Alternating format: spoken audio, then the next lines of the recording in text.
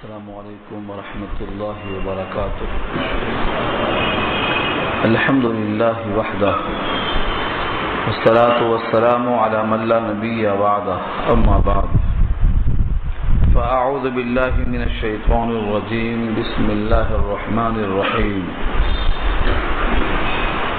تبارک الذی ان شاء جعل لك خیرا من ذلك جنات تجری من تحتها الانہار ويجعل لك قصورا بل كذبوا بالساعة وأعتدنا لمن كذب بالساعة سعيرا إلى آخر الآية.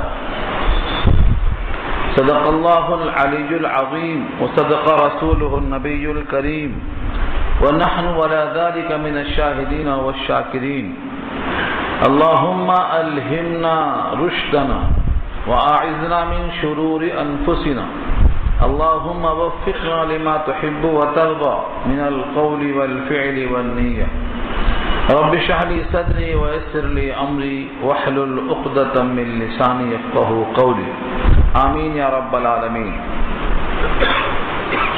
محترم حضرات، معزز سامعین، محترم خواتین، میری ماؤں اور بہنوں، ملی بھائیوں، پیارے بچوں، تلاوت کی ہوئی آیتیں سورہ فرقان آیت نمبر 10 سے یہ مضمون شروع ہو رہا ہے.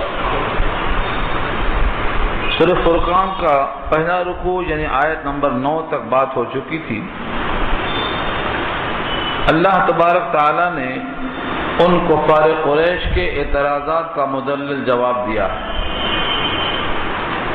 گزشتہ درس میں یہ بات کہی گئی تھی کہ انہوں نے رسول اللہ صلی اللہ علیہ وسلم پر یہ کہتے ہوئے اعتراض کیا تھا، مارے حاضر رسول یاکل الطعام، کیا ہوا ہے اس رسول کو کہ یہ تو کھانا بھی کھاتے ہیں، بازار میں بھی جاتے ہیں، ان کے ساتھ کوئی فرشتہ کیوں نہیں ہے، ان کے ساتھ خزانہ کیوں نہیں ہے، ان کے ساتھ باغات کیوں نہیں ہیں، ان کے ساتھ ہاتھوں میں سونے کے کنگن کیوں نہیں ہیں. یہ سب اعتراضات نقل کر دیے. اللہ فرماتے ہیں کہ تم جو سمجھتے ہو کہ اللہ پر یہ چیزیں کوئی مشکل ہیں، اللہ چاہیں تو تمہارے تصور سے زیادہ بہترین باغ دینے پر وہ قادر ہے. تم تو ایک باغ کی بات کرتے ہو، کئی باغ اس سے بہتر ہوتا ہے، اس کو دینے پر قدرت ہے. ملک اور خزانہ اور سلطنت یہ سب دینے پر وہ قادر ہے. کیا اس سے پہلے حضرت سلیمان پیغمبر کو نہیں دیا؟ کیا حضرت داؤد پیغمبر کے ساتھ بادشاہ نہیں رہے؟ سلطنت جتنی آج تک دنیا میں دی گئی، بادشاہت میں سلیمان کا مقابلہ کون کر سکتا ہے؟ جو اللہ سلیمان کو نبوت اور بادشاہت دونوں دے سکتا ہے، وہ اپنے حبیب کو بھی دے سکتا ہے. لیکن مصلحت یہ ہے کہ سید الانبیاء ہر انسان کے واسطے نمونہ بنے. غریب اور امیر، شہری اور دیہاتی، جس کے پاس کچھ نہ ہو، ان کے لیے بھی آپ کی ذات نمونہ ہے. یہ اللہ کی مصلحت ہے. اس لیے یہ مت سمجھو کہ اللہ باغات دینے پر قادر نہیں، بلکہ یہ مصلحت خداوندی ہے کہ وہ نمونہ ہر ایک کے لیے ہیں. اور سید الانبیاء کی خود یہ دعا ہے کہ یا اللہ مجھے ایک وقت کھانا کھلا کہ میں تیرا شاکر بندہ بنوں، اور ایک وقت مجھے فاقے کی نوبت آئے تاکہ میں تیرا صابر بندہ بنوں. یہ تو روایت موجود ہے. بی بی عائشہ فرماتی ہیں، آپ نے فرمایا کہ اگر میں چاہوں، مجھ سے اللہ نے یہ وعدہ فرمایا ہے کہ مکے کے اندر حجاز کی وادیوں میں جتنے پہاڑ ہیں سونا بن کر میرے ساتھ چلنے کو تیار ہو جائیں. پہاڑ سونا بننے کو تیار ہیں تو باغات کی کیا اہمیت ہے؟ اللہ کے پاس عطا کی کمی نہیں ہے. ہاں، در حقیقت جن لوگوں نے نبی صلی اللہ علیہ وسلم کے باغات کے لیے اور بازار میں جانے پر، کھانا کھانے پر اعتراض کیا ہے، اس اعتراض کی بنیاد کیا ہے؟ بنیاد یہ ہے کہ ان کے نگاہ میں بشریت اور نبوت دونوں جمع نہیں ہو سکتے. ان کی نگاہ میں نبوت اور بشریت دونوں چیزیں جمع نہیں ہو سکتی. یہ ان کے اعتراض کی بنیاد ہے. اس کا بھی جواب دیا رب کریم نے. تم جن کو رسول مان چکے ہو، اگر یہودی ہو تو موسیٰ کو، اور اگر عیسائی ہو تو حضرت عیسیٰ کو، اور اگر مشرکین مکہ ہو تو ابراہیم کو، تم سب کو پیغمبر جن کو تم نے مان لیا ہے سوچنا چاہیے کہ وہ سب کے سب رسول بشر ہی تھے، انسان ہی تھے، اور وہ بھی کھاتے پیتے بازار جایا کرتے تھے، لہذا نبوت کے لیے بشر ہونا منافی نہیں، بشر کے لیے کھانا پینا منافی نہیں، بازار جانا منافی نہیں۔ ان تمام سوالوں کا جواب اس طرح سے دیا گیا ہے، یہاں سے دیکھیے لفظوں کو، تبارک الذی ان شاء جعل لك خيرا من ذلك جنات تجری من تحتها الانہار ويجعل لك قصورا، بابرکت ہے وہ ذات، تبارک بابرکت ہے وہ ذات، الذی جو ان شاء اگر چاہے، جو آپ بولتے ہیں نا انشاء اللہ، یہ وہی ہے انشاء، تبارکہ میں ہوا ضمیر ہے اللہ کی طرف لوٹتی ہے، بابرکت ہے وہ ذات یعنی اللہ، انشاء اگر وہ چاہے، جعل لك خیرا من ذلك تو بنا دے آپ کے لیے بہتر اس سے، جو تم نے مطالبہ کیا ہے اس باغ سے بہتر بنا دے، جنات، تم نے تو جنت کی بات کی تھی، ایک باغ کی، یہاں جنات ہے اس کی جمع ہے، باغات ہی باغات، وہ دینے پر قادر ہے، تجری من تحتها الانہار کی جاری ہیں اس کے نیچے سے نہریں، یہ بار بار جملہ آتا رہے گا، جاری ہیں اس کے نیچے سے نہریں، جب باغات کے نیچے سے نہریں بہتی رہتی ہیں تو جڑوں میں پانی پہنچتا ہے، اس میں شادابی، ہریالی، بہترین فضا، خوشگوار ماحول بنتا ہے، ایسے باغات اللہ دینے پر قادر ہے۔ اور تم نے صرف باغات کی بات کی تھی، وَيَجْعَلْ لَكَ قُصُورًا اور بنا دے آپ کے لیے قصور، کاف سے قصور نہیں ہے، قاف، قاف صاد را بیچ میں واو، قصر کہتے ہیں محل کو، قصر محل کو بولتے ہیں، اور قصور اس کی جمع ہے،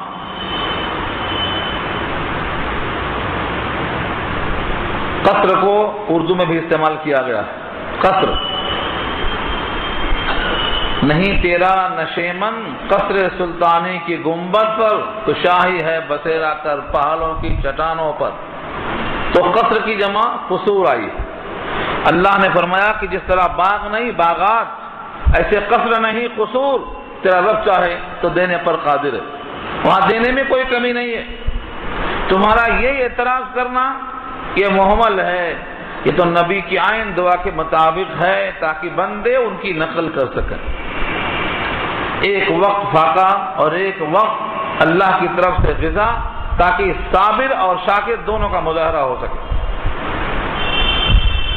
اور یہ بھی نہیں کہ چلو ان کو ایک شک ہے، اگر ان کا شک دور کر دیا جائے تو یہ ایمان لے آئیں گے اس لیے سوال کر رہے ہیں، ایسا نہیں ہے، بلکہ ان کو آخرت کا یقین نہیں ہے، ہر دھرمی کے واسطے ایسی باتیں کر رہے ہیں۔ یہ آگے فرمایا بل کذبوا بالساعۃ، بل مانے بلکہ، کذبوا جھٹلایا انہوں نے، بالساعۃ قیامت کو، واعتدنا اور ہم نے تیار کر دیا ہے، لمن کذب بالساعۃ سعیرا اس شخص کے واسطے جو جھٹائے گا قیامت کو آگ کے شعلے، سعیر کے معنی ایسی آگ جس کے شعلے ہوں، تو قیامت کا انکار کرنا، قیامت کی تکذیب کرنا، یہ سبب بن جائے گا آگ میں جانے کے لیے، تیار کر دیا، صیغہ ماضی ہے، اعتدنا ہم نے تیار کر دیا، تیار کر دیں گے نہیں، تیار کر دیا۔ امام بخاری نے ایک باب قائم کیا ہے، باب صفت النار، جہنم کی صفتیں، اس میں بتایا ہے جہنم تیار ہے، جنت بھی تیار ہے، بعد میں پیدا کریں گے نہیں، اب تیار ہے، پہلے سے ہماری سیدھی میں آ چکی ہے جنت یا جہنم، اس میں سارے صفات اور ساری آیتوں کو ہم نے وہاں اخذ کیا ہے کہ جہنم تیار بیٹھی ہے، اور جہنم کا جوش و غضب کیسا ہوگا یہاں بھی اللہ فرماتے ہیں، اور سورہ ہود میں گزر چکا ہے، اس کی دلدوز آواز، دہاڑنے کی آواز کیسی ہوگی، اللہ فرماتے ہیں اذا رأتهم من مکان بعید، جب دیکھے گی وہ جہنم ان کو، رأت میں صیغہ فعل ماضی کا واحد مؤنث غائب ہے، رأت، جب وہ دیکھے گی یعنی جہنم دیکھے گی، ہم ان کو، کن کو، جو قیامت کا انکار کرنے والے ہیں، جو جہنم کی تکذیب کرنے والے ہیں، اذا رأتهم، جب ان کو دیکھے گی، من مکان بعید، دور سے، قریب آنے کے بعد نہیں، دور سے ہی جب ان کو دیکھے گی، سمعوا لها، تو وہ لوگ سنیں گے جہنم کی طرف سے تغیظا، غیظ و غضب، وزفیرا، اور سنیں گے سیٹی اور خروش کی آواز۔ زفیر کے معنی آتے ہیں لہم فیہا زفیر و شہیق، دہاڑنے کی آواز، چلانے کی آواز، جیسے بھوکا شیر اپنے شکار کو دیکھ کر بڑی اچھی آواز نکالتا ہے، بس جہنم کا یہ حال ہوگا کہ جب دیکھے گی ان مجرموں کو تو ایک دہاڑنے والی آواز نکلے گی، جس کو یہاں قرآن نے تغیظ اور زفیر کہا۔ تغیظ بنا ہے غیظ سے، غین یا ذا، غیظ و غضب، غصے والی آواز، لگتا ہے کہ اس پر پھٹ پڑے گی۔ دوسری آیت میں کہا اللہ نے تکاد تمیز من الغیظ، ایسا لگتا ہے کہ ابھی غصے سے پھٹ پڑے گی۔ اور یہاں فرمایا زفیر، چیٹی کی آواز ہے، اور سورہ ہود میں کہا زفیر و شہیق، دہاڑنے اور چلانے چڑھانے کی آواز ہے۔ یہ سب جہنم کی آواز کا تذکرہ اللہ نے خود کر دیا ہے۔ یہ ساری آیتیں اس میں آپ کو ملیں گی جنت اور جہنم میں۔ جب دیکھے گی جہنم ان کو دور دراز مقام سے، سمعوا لها، تو وہ لوگ سنیں گے جہنم کی طرف سے تغیظا، غیظ و غضب، جوش و خروش، وزفیرا، اور بڑی سخت آواز سنیں گے۔ وَإِذَا أُلْقُوا فِيهَا وَإِذَا أُلْقُوا مِنْهَا مَكَانًا ضَيِّقًا، اور جب ڈالے جائیں گے اس میں سے، من کے واسطے یہاں لفظ من کیوں آیا؟ کیونکہ من تبعیضیہ ہے، پوری جہنم میں ایک کافر نہیں رہے گا، جہنم میں کسی کونے میں پڑا رہے گا۔ اور من کہتے ہیں کسی حصے میں سے، جیب میں سے، سب نکالے ہیں تو جیب میں سے نہیں کہیں گے، جیب خالی کرنا بولیں گے اس کو، جیب میں سے کچھ نکالا ہے تو من آئے گا۔ تو جہنم میں سے کسی حصے میں جب ڈالے جائیں گے، کیونکہ جہنم بہت بڑی ہے۔ جہنم کتنی بڑی ہے اس کا صحیح اندازہ آپ کو سورہ قاف پارہ 26 میں ہوگا، جب اس سے اللہ نے پوچھا تھا، سب ڈال چکیں گے جتنے مجرمین ہیں، پوچھیں گے بھر گئی؟ تو کہے گی یا اللہ کچھ اور بھی ہے،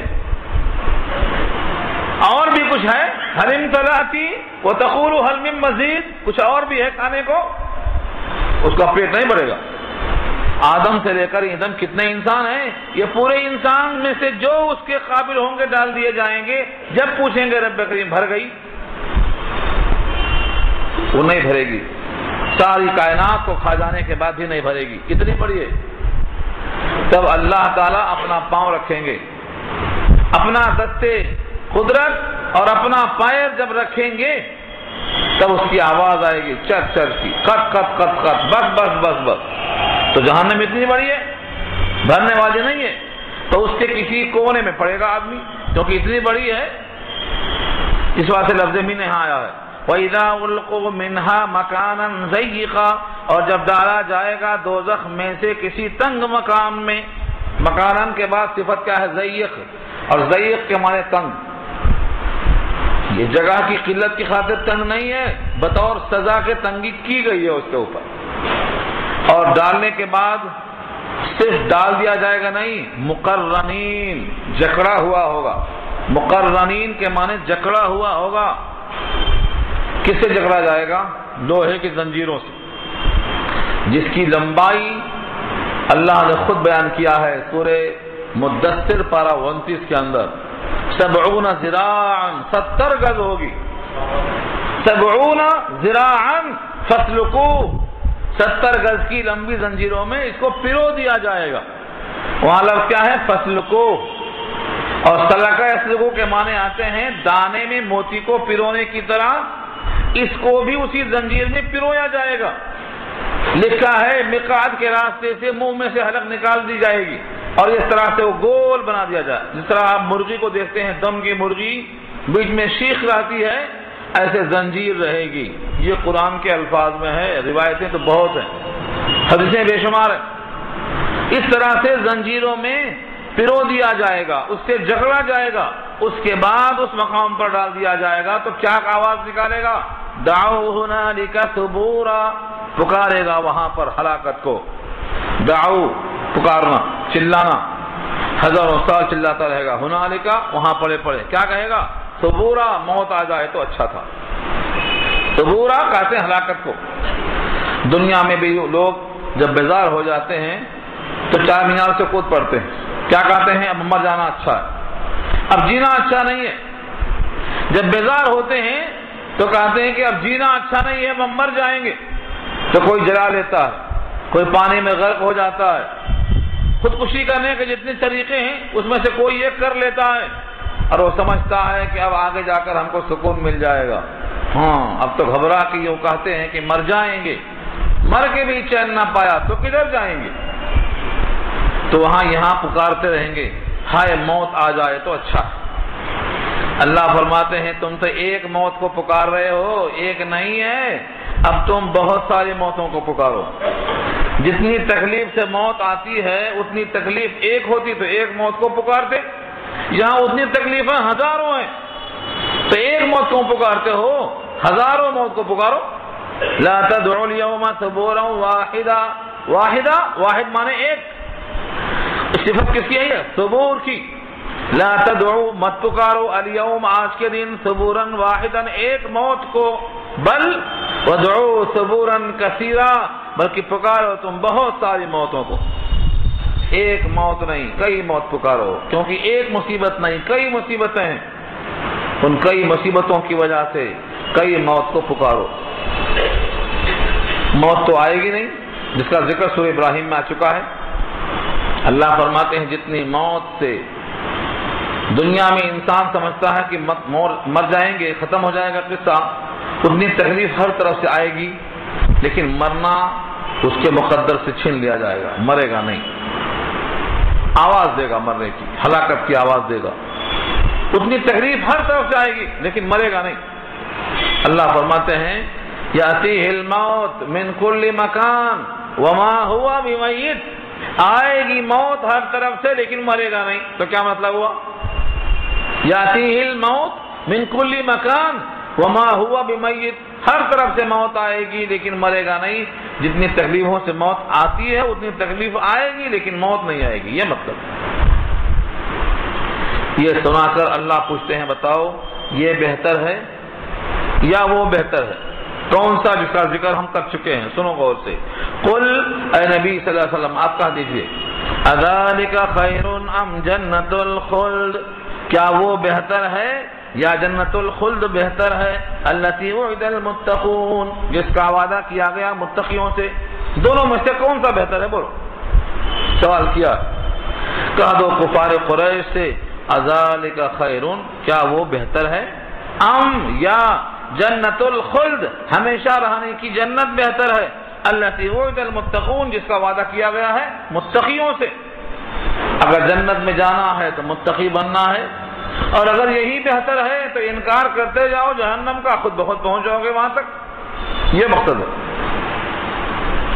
کانت لہم جزاء و مصیرا ہوگی ان تمام کے لیے بطور جزا کے اور بطور ٹھکانے کے، یعنی متقیوں کے لیے بطور ٹھکانے اور جزا کے کیا ہے؟ جنت الخلد ہے.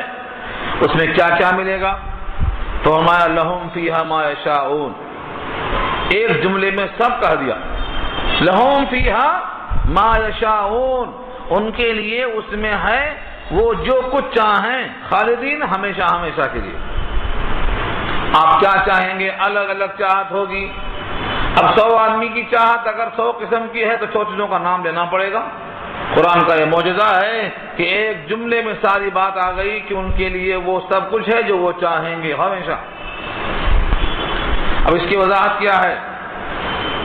دوسرے آیتوں میں پارہ 25 میں کہا اللہ نے وَفِيهَا مَا تَشْتَهِيهِ الْأَنفُسُ وَتَلَذُّ الْأَعْيُنُ وَأَنْتُمْ فِيهَا خَالِدُونَ. اس میں وہ تمام چیزیں ہیں جو جی چاہے گا. تشتہیہ الانفس، انفس مانے نفس، اشتہا کرے گا، آنکھیں جس سے لذت پائیں گی، اور تم اس میں ہمیشہ رہو گے. یہ سب اشارہ ہے کہ تمہیں وہاں کوئی تکلیف نہیں ہوگی، تمہیں ہر چیز میسر آئے گی. کان علی ربک وعدا مسئولا ہے یہ آپ کے رب کے اوپر ایسا وعدہ جو مسئول ہے. یہ اللہ کی طرف سے وعدہ ہے. مسئول عام طور سے اردو میں استعمال ہے جس سے سوال کیا جائے. جب اخبار نکلتا ہے تو لکھتے ہیں مدیر مسئول. کیا مطلب؟ یہ ایسا ایڈیٹر ہے کہ اگر اس کے بارے میں کوئی شکایت ہوئی، کوئی گھپلا ہوا تو فلانا آدمی ہے جس سے سوال کیا جائے. یہ ہے مسئول. نبی صلی اللہ علیہ وسلم کو بھی مسئول کہا ہے، اور نبی صلی اللہ علیہ وسلم نے امت کے ہر فرد کو اپنے ماتحتوں کے بارے میں مسئول کہا ہے. فرمایا ہے کلکم راعٍ وکلکم مسئول. تم سب نگہبان ہو اور تم سب مسئول ہو، تم سے سوال کیا جائے گا. ان رعیتہ، ان کی رعایا کے بارے میں. استاد سے شاگرد کے بارے میں پوچھا جائے گا کیسا پڑھایا تھا. باپ سے سوال ہوگا بیٹے کے بارے میں کیا تربیت دی تھی. شوہر سے سوال ہوگا بیوی کے بارے میں کیا حقوق ادا کیے تھے. یعنی ہر شخص جو اس کے ماتحت لوگ ہیں ان کے بارے میں سوال ہوگا. الا کلکم راعٍ وکلکم مسئول عن رعیتہ. تو تم بھی مسئول ہو. مسئول کے معنی ذمہ دار. اللہ فرماتے ہیں یہاں پر یہ جو جنت کا وعدہ ہے، جنت الخلد کا متقیوں کے لیے بطور جزا کے، یہ وعدہ اللہ پر کیسا وعدہ ہے؟ وعدہ مسئولہ ہے. ایسا وعدہ ہے جس کا سوال کیا جا سکتا ہے کہ رب کریم آپ نے کہا تھا متقیوں کو یہ ملے گا، آج کیوں نہیں مل رہا ہے؟ اللہ دینے کو تیار ہے. یہ وعدہ، اور یہ وعدہ مسئول اپنے اوپر اللہ نے خود کر لیا. اتنا پکا وعدہ ہے. یہ صرف وعدہ نہیں کہا بلکہ وعدہ مسئول کہا. کیوں؟ وعدہ اخلاقاً تو فرض ہے لیکن قضاءً فرض نہیں ہے. ایک صاحب نے خود وعدہ کر لیا کہ میں آپ کو 1000 دوں گا، نہیں دے گا تو اخلاقاً خلاف ورزی ہے، اخلاق کے خلاف ہے. لیکن قاضی کے پاس مقدمہ آپ دائر نہیں کر سکتے، اس نے دینے کے لیے کہا تھا نہیں دے رہا ہے. تو قضاءً وعدے کو پورا کرنا واجب نہیں ہے، اخلاقاً واجب ہے. اللہ فرماتے ہیں یہ جو میرا وعدہ ہے یہ وعدہ مسئول ہے. سوال کیا جا سکتا ہے کہ آپ نے دینے کا وعدہ کیا تھا کیا ہوا. اس لیے لفظ وعدہ کے ساتھ مسئول بڑی اہمیت رکھتا ہے. کان علی ربک وعدا مسئولا. یوں تو اللہ کی شان یہ ہے کہ اس سے کوئی سوال کرنے کی جرات نہیں کرے گا. اللہ سے کوئی پوچھ نہیں سکتا. اللہ نے خود کہا لا یسأل عما یفعل وهم یسألون. اس سے کوئی سوال نہیں کر سکتا، وہ سب سے سوال کریں گے، یہ ان کی شان ہے. لیکن ان کا رحم و کرم یہ ہے کہ اپنے ذمہ خود کہہ لیا کہ یہ وعدہ مسئول ہے، میں جو وعدہ کرتا ہوں ضرور دوں گا. یقین پیدا کرنے کے لیے کہ اللہ کے بندے دنیا میں جو کڑتے ہیں، متقی بننے کے واسطے انسان کے لیے اپنے نفس کے خلاف چلنا پڑتا ہے. اس پر کیا ملے گا؟ تو اللہ کے وعدے پر جن کو یقین ہے ان کو یہ سب ملے گا. اللہ کے وعدوں پر یقین کس کو ہوتا ہے؟ متقیوں کو ہوتا ہے. یہ وعدہ الہی ہے اللہ کی طرف سے. وعدہ مسئولہ فرمایا اللہ نے. وعدہ مسئولہ کا مطلب یہ ہوتا ہے کہ اللہ تعالیٰ نے اپنے ذمہ اس کو ایسا کر لیا ہے. وَيَوْمَ يَحْشُرُهُمْ وَمَا يَعْبُدُونَ مِن دُونِ اللَّهِ فَيَقُولُ أَأَنْتُمْ أَضْلَلْتُمْ عِبَادِي هَؤُلَاءِ أَمْ هُمْ ضَلُّوا السَّبِيلَ. یہاں سے دنیا میں لوگ جن کو معبود میں شریک کرتے تھے، سجدہ میں شریک کرتے تھے، حاجت روائی میں شریک کرتے تھے، اللہ دونوں کو جمع کریں گے، عابد اور معبود دونوں کو. سجدہ کرنے والے کو اور جن کو سجدہ کیا گیا ان کو دونوں کو جمع کریں گے. یہاں وہی ہے وَيَوْمَ يَحْشُرُهُمْ. جس دن اللہ ان کو جمع کریں گے، کافروں کو جمع کریں گے. اور کس کو؟ وَمَا يَعْبُدُونَ مِن دُونِ اللَّهِ. اور جن کی وہ بندگی کرتے تھے اللہ کے علاوہ ان کو بھی جمع کریں گے. حضرت عیسیٰ کی بندگی کی گئی تو ان کو بھی جمع کریں گے. لیکن لفظ ما بتاتا ہے کہ یہاں تھنگس اور اشیاء مراد ہیں جن میں روح نہیں ہوتی. یعنی بتوں کی پوجا کی گئی، سانپ کو سانپ کی پوجا کی گئی، گائے کو گائے کی پوجا کی گئی، سورج کو سورج کی پوجا کی گئی. جن چیزوں کی پوجا کی گئی ان کو اور پوجا کرنے والوں کو دونوں کو جمع کیا جائے گا. پھر جملہ وَيَوْمَ يَحْشُرُهُمْ. اور جس دن ان کو جمع کریں گے. وَمَا يَعْبُدُونَ مِن دُونِ اللَّهِ. اور جن کی وہ بندگی کرتے تھے اللہ کے علاوہ. فَيَقُولُ. پھر سوال کریں گے انتم اضللتم عبادی ہؤلاء ام هم ضلوا السبیل، کیا تم نے گمراہ کیا تھا میرے ان بندوں کو یا یہ بندے خود گمراہ ہوئے ہیں؟ اب بولو،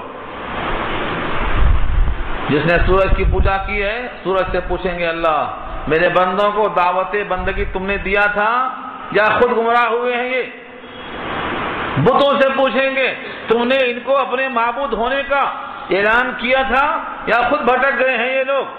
آگ سے سوال ہوگا، سورج سے سوال ہوگا، بتوں سے سوال ہوگا، سانپوں سے سوال ہوگا، جن جن کی بندگی کی گئی ہے، جہاں جہاں سجدہ کیا گیا ہے، ان سارے معبودان باطلہ سے یہ سوال ہوگا تاکہ عبادت کرنے والوں کی ذلت میں اضافہ ہو کہ تم جن کی بندگی کرتے تھے تمہاری بندگی پر اجر تو کیا ملتا، آج الٹا بوجھ پڑے گا، اور یہ اس کے منکر ہوں گے بجائے تمہاری تائید کرنے کے، تمہارے خلاف بولیں گے۔ یہ دیکھو جملہ آگے آ رہا، اللہ سوال کریں گے اانتم اضللتم عبادی، تم نے ہی گمراہ کیا میرے بندوں کو، ہؤلاء ان تمام میرے بندوں کو تم نے بھٹکایا، ام ہم ضلوا السبیل یا وہ لوگ خود بھٹک گئے راستے سے؟ سب کے سب بیک زبان کہیں گے قالوا سبحانک، کیا کہیں گے؟ سبحانک، آپ کی ذات پاک ہے، آپ کی ذات پاک اور صاف ہے، ما کان ینبغی لنا، ہمارے لیے مناسب ہی نہیں، ما کان ینبغی لنا، ینبغی کے معنی مناسب نہیں ہے، مناسب ہمارے لیے، ہماری کیا مجال ہے ان نتخذ من دونک من اولیاء، کہ ہم بنا لیں آپ کے علاوہ سے کسی کو معبود، اولیاء جمع ہے ولیون کی، کسی کو کارساز، کسی کو مشکل کشا، کسی کو حاجت روا، کسی سے ہماری آرزویں پوری ہونے کا تقاضا، ہماری کیا حیثیت ہے کہ آپ کو چھوڑ کر کسی اور کو ہم بنا لیں اپنا کارساز؟ ایک دو نہیں، جتنے محشر میں ہوں گے بت کے طور پر ان تمام کو جمع کر کے سوال ہوگا اور سب کا یہ جواب ہوگا۔ اب سوال پیدا ہوتا ہے کہ ہم نے تو بھٹکایا نہیں، اب دوسری شک باقی خود بخود بھٹک گئے، خود بخود گمراہ ہو گئے، ہم نے بھٹکایا نہیں۔ دو شقیں تھی سوال میں، خود بھٹکے یا تم بھٹکائے، تو ایک شق صاف ہو گئی کہ ہم نے بھٹکایا نہیں۔ اب ایک بچا کے خود بھٹک گئے، تو خود کیسے بھٹک گئے، کیا ریزن ہے، کیا سبب ہے، کیا علت ہے، کیا وجہ ہے، کیسے بھٹک گئے؟ اللہ اکبر، کیا صفائی ہے الفاظ میں، اللہ نے واضح کر دیا کہ وہ لوگ کہیں گے ولیکن لیکن متعتہم وآباہم حتی نسوا الذکر، لیکن آپ نے ان کو دنیا اتنا دے دی کہ وہ آسودہ ہو گئے، پیٹ بھرے ہو گئے، ان کو بھی دیا، ان کے بابا دادا کو بھی دیا، کیا دیا؟ اتنا دیا کہ مست ہو گئے، مستی میں آ گئے۔ ولیکن لیکن متعتہم، متعتہم مانے آپ نے ان کو دنیا دے دی فائدہ اٹھانے کے لیے، بہترین کھانا ہے، بہترین باغات ہیں، بہترین لباس ہیں، بہترین تنخواہیں ہیں، بہترین غذائیں ہیں، اب یہ بھلا اللہ کو کیوں یاد کرنے والے؟ یہ پیغام دیا بل متعتہم، آپ نے ان کو خوب دنیا دی۔ متعتا، متاع پڑھا اس سے پہلے، متاع کے معنی جس کے ذریعے سے دنیا میں استعمال کیا جائے، جس کو استعمال کیا جائے اس کو متاع کہتے ہیں۔ خیر و متاع دنیا المرأۃ الصالحہ پڑھا آپ نے، بہترین سرمایہ عورت ہے جو نیک ہو، تو متعتا کے معنی آپ نے ان کو فائدہ اٹھانے کا موقع دیا، ہم ان کو، وآباہم اور ان کے دادا کو۔ اور جب کسی بھی خاندان کو اللہ تعالیٰ خوشحال بناتے ہیں اور وہ خاندان ہی خوشحال ہوتا ہے تو اپنے نشے میں مست ہوتا ہے اور زمین میں بغاوت کرتا ہے، نمازیں فراموش کرتا ہے، اللہ کو یاد نہیں کرتا ہے۔ یہ سبب آج بھی ہے، پہلے بھی تھا، کوئی نئی بات نہیں۔ سورہ یونس پارہ 11 میں حضرت موسیٰ کی ایک دعا ہے، وہ اللہ سے کہتے تھے یا اللہ آپ نے فرعون کو اتنا دے دیا ہے کہ یہ مال والا ہونے کی وجہ سے تیرے نبی کی مخالفت کر رہا ہے، تیرے کتاب تورات کی مخالفت کر رہا ہے، لوگوں کو تیرے راستے پر چلنے سے روک رہا ہے، یا اللہ اس کے مال کو ضبط کر لے، اس کے مال کو سیز کر دے، اس کے مال کے اوپر طمس کا عذاب نازل کر دے۔ ربنا انك آتيت فرعون وملأه زينة واموالا في الحياة الدنيا ربنا ليضلوا عن سبيلك ربنا اطمس على اموالهم، ان کے مال کو طمس کر دے، واشدد على قلوبهم، ان کے دلوں کو اور سخت کر دے۔ حضرت موسیٰ کی بد دعا بتاتی ہے کہ وہاں بھی مال زیادہ ہونا سبب بن گیا تھا گمراہی کا، اور آج بھی آنکھوں سے دیکھ لو، فجر کی نماز میں مالدار نہیں آئے گا، گھر میں نماز پڑھ لے گا۔ گھر میں کیوں پڑھ لے گا؟ تھوڑا بہت خوف ہے، اتنا ہے کہ مسجد تک لانے پر قادر نہیں ہے، اتنا خوف ہے کہ بستر سے جب اٹھ جائے گا جب پڑھ لے گا، وقت پر وہ بھی نہیں اٹھے گا، جب اٹھ جائے گا 11 بجے 12 بجے تب اٹھ کے پڑھ لے گا۔ خوف تو ہے، کم سے کم پڑھ تو رہا ہے، لیکن اتنا خوف چاہیے کہ وقت پر اٹھائے، اتنا خوف چاہیے کہ اللہ کی پکار پر لبیک کہنے پر مجبور کر دے، وہ خوف مطلوب ہے۔ تو اللہ نے یہاں فرمایا وَلَٰكِن مَتَّعْتَهُمْ وَآبَاءَهُمْ، آپ نے ان کو اتنا مال دیا تھا اور اتنا ان کے باپ دادا کو مال دیا تھا، حَتَّى نَسُوا الذِّكْرَ، یہاں تک کہ بھول گئے یاد کو۔ ذکر کے معنی یاد، ذکر قرآن کا نام بھی ہے کیونکہ قرآن ذریعہ یاد ہے، اور ذکر نام ہے قرآن کا۔ ذکر کا معنی یاد کرنا، یاد نہیں آتی ان کو، اللہ کی یاد نہیں آتی، کیوں؟ مست ہے۔ کس کو آتی ہے اللہ کی یاد؟ جو بیمار ہے، پریشان حال ہے، بیمار کو دیکھو ہائے ہائے نہیں کرتا، اللہ اللہ کرتا ہے بیماری میں، اور جو آدمی بھوکا ہے اللہ کے نام پہ مانگنے کو 1 منٹ میں 100 مرتبہ بولتا، یا اللہ اللہ کے نام پہ دے جاؤ، اللہ کے نام پہ دے جاؤ، اس کو اللہ کی یاد آتی ہے۔ تو اللہ کی یاد کب آتی ہے؟ بیماری میں، مصیبت میں، پریشانی میں۔ ہاں، دکھ میں سمرن سب کریں، سکھ میں کرے نہ کوئی، کبیر داس نے کہا تھا، ہاں دکھ میں سمرن سب کریں، سکھ میں کرے نہ کوئی، جو سکھ میں سمرن کریں تو دکھ کاہے کو ہوئے۔ یہاں اسی کو کہا گیا ہے کہ اگر اللہ تعالیٰ نے ان کو دے دیا ہے تو اس دینے پر بجائے شکر کرنے کے اللہ کو بھول گئے۔ اسلام نے یہ سمجھا کہ جو اللہ کی نعمت ہے وہ نعمت جو شکرانے کا سبب بن سکتی تھی وہ تو اللہ کے بھلا دینے کا سبب بن گئی، تو اللہ بھی اس پر قادر ہیں کہ اسی نعمت کو نقمت بنا دیں جو تم پر اللہ کی رحمت تھی نعمتوں کی شکل میں، اسی کو ذریعہ عذاب بنا دیں۔ اللہ اس پر قادر ہیں۔ جس گھر میں مزے میں تھے وہی گھر کو دھسا دیا، جس درخت کے پھل کھایا کرتے تھے اسی درخت کو گرا دیا سر پہ۔ اللہ اس پر قادر ہیں، آگے وہی آ رہا، اللہ نے پیغام دے دیا۔ آیت کے الفاظ پھر سنو، قالوا سبحانک، پاک ہے آپ کی ذات، ما کان ینبغی لنا، نہیں ہے مناسب ہمارے لیے، نہیں ہے مجال ہماری، ان نتخذ من دونک من اولیاء، یہ کہ بنا لے ہم آپ کے علاوہ سے کوئی معبود اور کوئی دوست اور کوئی کارساز، ولیکن متعتہم، لیکن آپ نے ان کے آبا و اجداد کو، ان کے بڑوں کو خوب دے دیا دنیا، خوب آسودگی دے دی، حتی نسوا الذکر، یہاں تک کہ وہ یاد کو بھلا بیٹھے، وکانوا قوما بورا، اور ہو گئے ہلاک شدہ قوم، قوما بورا ہلاک شدہ قوم ہو گئے۔ موسیٰ کے ساتھ جو کتاب تھی فرعون نے بھلا دیا مزے میں، تو کیا ہو گیا؟ پانی میں غرق ہو گیا۔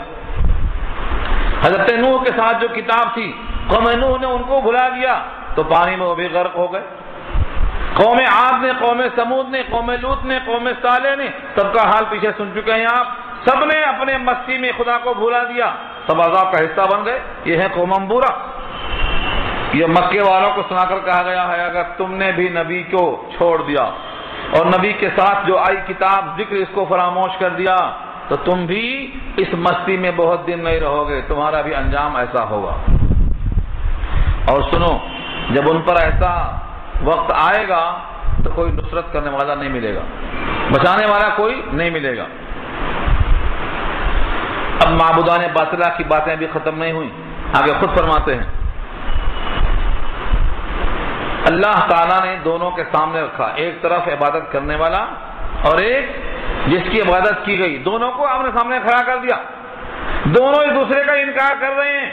اب اللہ فرماتے ہیں فَقَدْ كَذَّبُوكُمْ بِمَا تَقُولُونَ، تحقیق کے جھٹلا دیا تم کو تمہارے ان معبودوں نے، جو کچھ تم کہہ رہے ہو سب جھٹلا دیے۔ آگ نے کہا میں نے پوجا کا حکم نہیں دیا، سورج نے کہا میں نے پوجا کا حکم نہیں دیا، بیل نے، گائے نے، سانپ نے، سب نے کہا میں نے ان کو پوجا کا حکم نہیں دیا، انہوں نے میری پوجا اپنے طرف سے کر لی ہے، میں نے نہیں کہا۔ اللہ کہیں گے دیکھا تم نے جن جن کی پرستش کی تھی، تم لوگوں کے سامنے تمہاری باتوں کا وہ انکار کر رہے ہیں، فقد کذبوکم، تمہاری تکذیب کر دیا ہے ان معبودوں نے، تمہاری تمام باتوں کو جھٹلا دیا ان تمام لوگوں نے۔ وما تستطيعون، اب تم طاقت نہیں رکھتے ہو، اب تمہیں کوئی استطاعت نہیں ہے، صرفا ولا نصرا، دو لفظ ہے، صرفا اور نصرا۔ صرفا کے معنی آتے ہیں عذاب کو ٹال دینا، عذاب کو دفع کر دینا، یہ بھی تمہیں طاقت نہیں، اور نصرہ کوئی مدد کر دے، عذاب میں کمی کر دے، عذاب میں ایک دن کے واسطے مخفف کر دے، کسی میں طاقت نہیں ہے۔ تو صرفا ولا نصرہ، نہ تم میں طاقت ہے عذاب کو ٹال سکنے کی اور نہ دوسرے کی مدد کر سکنے کی۔ وَمَن يَظْلِم مِّنكُمْ، اور جو تم میں سے ظلم کرے گا یعنی شرک کرے گا، جو تم میں سے کوئی ظلم کرے گا یعنی شرک کرے گا، وَمَن يَظْلِم مِّنكُمْ، تم میں سے جو کوئی بھی شرک کرے گا، نُذِقُهُ، ہم اس کو چکھائیں گے، عذابًا کبیرا، بہت بڑا عذاب، ظلم کا عذاب بہت بڑا ہوگا۔ اللہ خود فرماتے ہیں کہ اتنا سخت عذاب دوں گا کہ دنیا میں کوئی کسی کو ایسا سخت عذاب دے ہی نہیں سکتا۔ ہاں، اب ان کے آخری اشکال کا ایک جواب اور دیا گیا، وہ جو کہتے تھے نا کہ نبی کو کیا ہوا، بازار جاتے ہیں، کھانا کھاتے ہیں۔ اللہ کے بندو، تم نے جس کو رسول مان لیا ہے وہ سب تو سب بازار جاتے تھے، سب کے سب کھانا کھاتے تھے، اس کے باوجود تم نے ان کو رسول مان لیا۔ معلوم یہ ہوا بازار جانا، کھانا کھانا نبوت کے خلاف نہیں ہے، تو پھر تم کو اب خلاف کیوں نظر آتا ہے؟ اور آج بھی دیکھو کتنے لوگ ہیں جو قرآن کو نہیں سمجھ کر پڑھنے والے ہیں، ان کے دماغ میں آج بھی خرابی ہے، وہ آج بھی سمجھتے ہیں کہ نبی، رسول یہ سب کے سب انسان نہیں ہوتے، یہ کھانا نہیں کھاتے، یہ بازار نہیں جاتے، ان کے شادی بیاہ نہیں ہوتے، ان کی اولاد نہیں ہوتی، ان کے بچے نہیں ہوتے، ان کا سایہ نہیں ہوتا، یہ سب اسی عقیدے کی کڑی ہے جس کی کوئی حقیقت نہ قرآن میں ہے نہ حدیث میں۔ قرآن کریم میں کوئی تذکرہ نہیں ملتا۔ اللہ نے یہ واضح پیغام دیا ہے، جتنے رسول آئے سب انسان، جتنے نبی آئے سب انسان، رسولوں میں غیر انسان کو، غیر بشر کو کوئی دخل ہی نہیں ہے۔ یہ الفاظ پھر سنو، وَمَا أَرْسَلْنَا قَبْلَكَ مِنَ الْمُرْسَلِينَ إِلَّا إِنَّهُمْ لَيَأْكُلُونَ الطَّعَامَ وَيَمْشُونَ فِي الْأَسْوَاقِ، اور نہیں بھیجا ہم نے آپ سے پہلے رسولوں میں سے، وَمَا أَرْسَلْنَا نہیں بھیجا ہم نے، قَبْلَكَ آپ سے پہلے، مِنَ الْمُرْسَلِينَ رسولوں میں سے، إِلَّا إِنَّهُمْ لَيَأْكُلُونَ الطَّعَامَ مگر بے شک وہ لوگ سب کے سب کھانا کھاتے تھے، لَيَأْكُلُونَ الطَّعَامَ کھانا کھاتے تھے۔ مجھے بتائیے کھانا کھاتے تھے یہ کیوں کہا؟ کیونکہ اوپر انہوں نے کہا تھا اس رسول کو کیا ہوا کہ یہ بازار جاتے ہیں اور کھانا کھاتے ہیں۔ یہ اس کا جواب دیا گیا ہے کہ تم نے تو، اگر تم یہودی ہیں تو حضرت موسیٰ کو، اور عیسائی ہیں تو حضرت عیسیٰ کو، اور مشرکین مکہ ہیں تو ابراہیم کو، سب کو تم رسول مان چکے ہو۔ یہ سب رسول کھانا کھاتے تھے۔ اگر ان کا کھانا کھانا نبوت کے، رسالت کے منافی نہیں ہے تو پھر سید الانبیاء کا کھانا کھانا منافی کیسے ہو گیا؟ انصاف کی بات ہے، اللہ تعالیٰ قادر مطلق ہیں، وہ جو چاہیں فیصلہ کر سکتے ہیں، لیکن سمجھانے کا انداز اللہ کا یہ ہے کہ ہم مسلط نہیں ہیں، ہم تم کو تمہاری فہم کے لحاظ سے بتانا چاہتے ہیں کہ رسول ہمیشہ کھانا کھانے والا ہی ہوتا ہے، رسول ہمیشہ اللہ کا پیغام لینے والا جس کے پاس بھیجا گیا ہے انہی کی جنس میں ہوتا ہے۔ اگر فرشتہ ہوتا تو فرشتے کی نقل کوئی دنیا کا مرد نہیں کر سکتا۔ فرشتہ زندگی بھر کھانا نہیں کھاتا، فرشتے کو زندگی بھر کوئی خواہش نہیں ہوتی، فرشتے کو کبھی کوئی بھوک نہیں لگتی، اس کے اندر کبھی کمزوری اور نہب پیدا نہیں ہوتا، تو دنیا کے انسان اس کی نقل کرنے پر قادر نہیں ہوتے۔ جس کو نمونہ بنایا گیا ہے وہ اسی کی جنس میں سے ہوتا۔ اس لیے آگے فرمایا وما ارسلنا قبلک من المرسلین الا انہم، اور نہیں بھیجا ہم نے آپ سے پہلے رسولوں میں سے الا مگر انہم لیأکلون الطعام، بے شک وہ سب کھانا کھاتے تھے، اور کھانا کھانا دلیل ہے، فضلہ نکلنے کی دلیل ہے۔ جو بھی کھانا کھائے گا فضلہ نکلے گا، اور فضلہ نکلنا اور کھانا کھانا یہ نبوت کے منافی نہیں ہے۔ اتنا وضاحت کے ساتھ اللہ کیوں بیان فرماتے ہیں؟ تاکہ کوئی یہ نہ کہے کہ وہ انسان نہیں تھے، وہ بشر نہیں تھے، وہ کھانا نہیں کھاتے تھے، وہ فضلہ نہیں بنتا تھا۔ سب غلط باتیں۔ جو قرآن کریم پر ایمان رکھتا ہے ان کو چاہیے کہ ان آیتوں میں غور کرے۔ آگے خود کہا وَيَمْشُونَ فِي الْأَسْوَاقِ، اور بازار میں چلتے پھرتے تھے۔ یمشونا چلتے تھے، فی الاسواق سوق ان کی جمع ہے، بازاروں میں چلتے تھے۔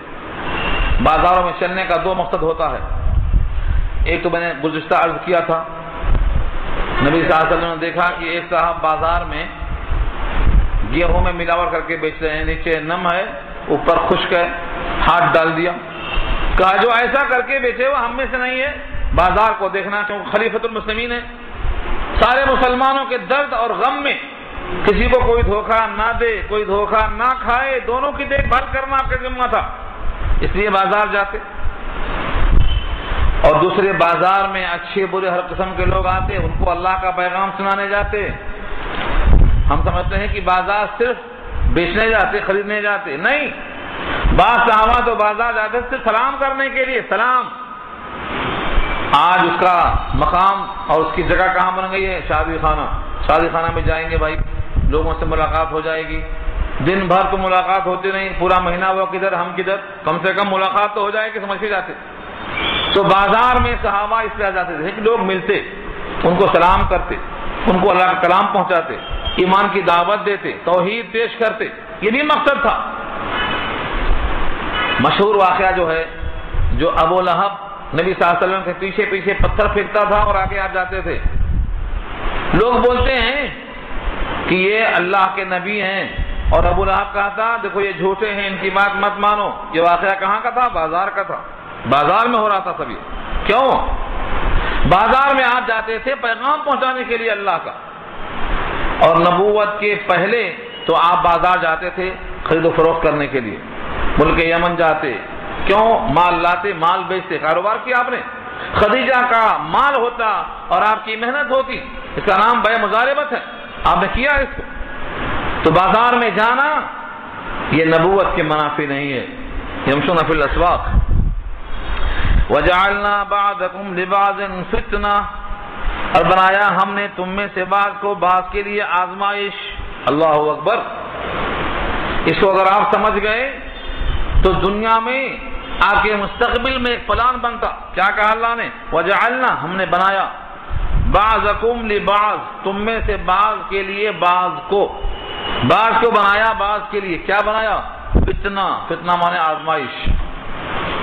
بیٹے کی آزمائش باپ کے ساتھ کیا ہے؟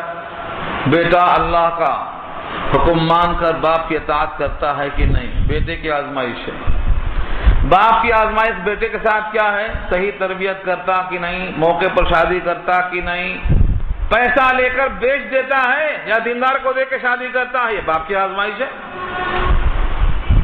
گھر میں مریض ہے، مریض کی آزمائش یہ ہے کہ وہ صبر کرتا کہ نہیں، اور گھر والوں کی آزمائش ہے کہ مریض کا دیکھ بھال کرتے کہ نہیں۔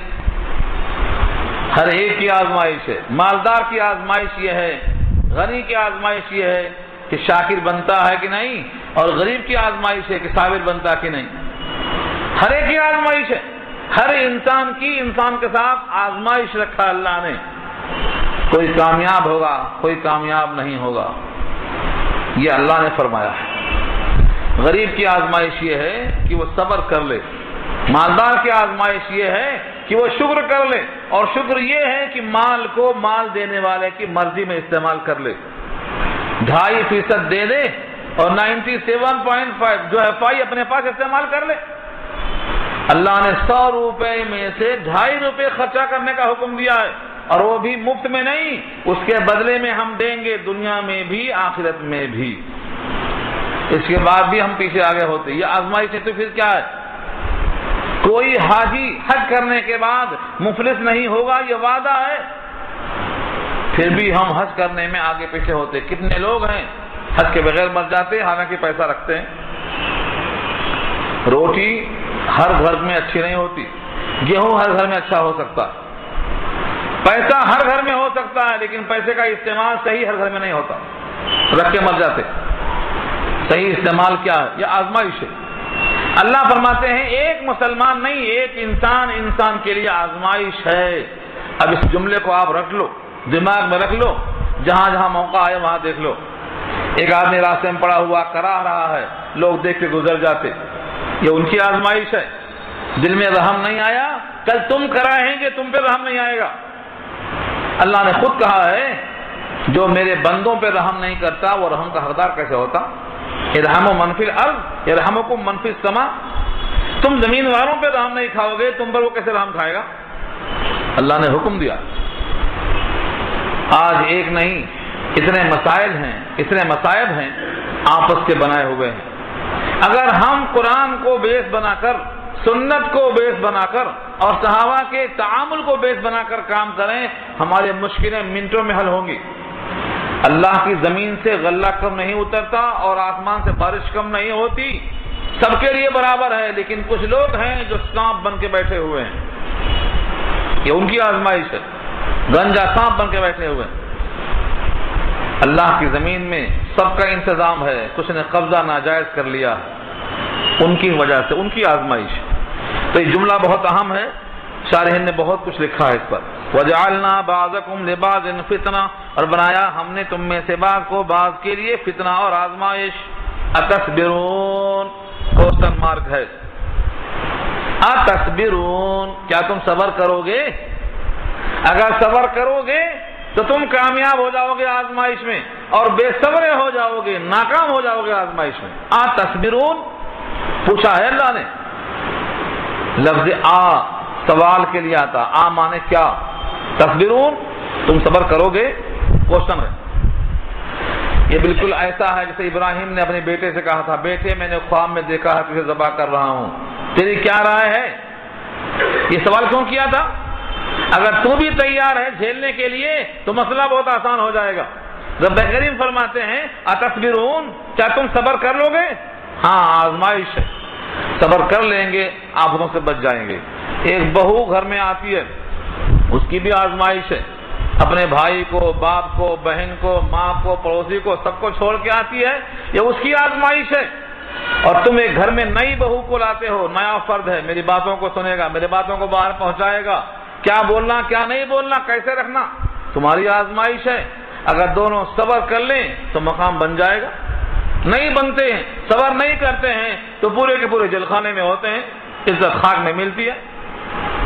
ایک ایک مقدمہ خلا اور طلاق کا 10 سال سے چل رہا ہے, 10 سال سے. کیونکہ میں الحمدللہ اس میں بھی کچھ موقع لگاتا ہوں, وقت دیتا ہوں, فیصلہ کرانے میں کوشش کراتا ہوں, دیکھتا ہوں ایسے ایسے مسلمان آتے ہیں 10 سال سے مقدمہ لڑ رہے ہیں, دونوں طرف سے وکیل کھا رہے ہیں, یہ حاضر تو وہ غیر حاضر, وہ حاضر تو یہ غیر حاضر, 10 سال تک کھینچ رہے ہیں, جبکہ 10 منٹ کا کام ہے, 10 منٹ میں فیصلہ ہو سکتا ہے.